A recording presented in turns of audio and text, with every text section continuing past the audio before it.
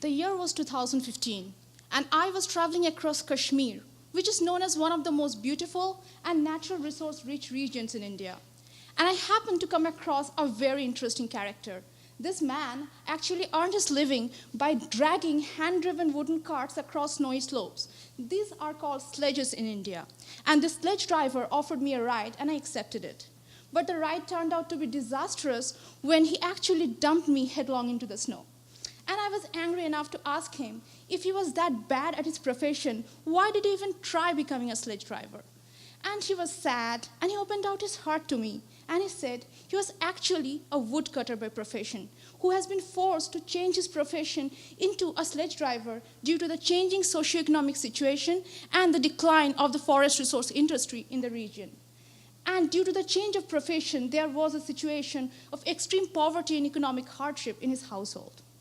Now, when I think back at this sad situation, I realize this is the same as what is faced by many natural resource-rich regions across the globe, including Maine and the northeastern census region of the United States, which is my study area. And when you think of the broad situation, you realize that there are many questions that come to your mind automatically. Like, are all natural resource-rich regions destined for poverty and economic hardship? Are there some kind of a connection between resource dependence and poverty in communities? There is also a recent shift towards conserving more natural resources than extracting them from the environment. How is this change of opinion contributing towards the hardships of the communities are facing? These are some of the very important questions that my study is trying to analyze and answer. And we are trying to do this by first understanding what are the different natural resources that each community has and how they use it. And then by comparing that data to the census data that we have available to us, which is about their socioeconomic status. So this research is really important for this region because here many communities and many people depend on extracting natural resources for their livelihood.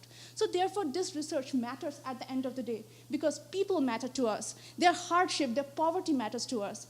And as a result of this research, we are trying to enforce a better natural resource policy in the future, which is more progressive, which can hopefully help many men and women across forgotten rural communities all across the region who are as sad with their current situation like that Kashmir sledge driver live a better, a more sustainable life in the future. Thank you.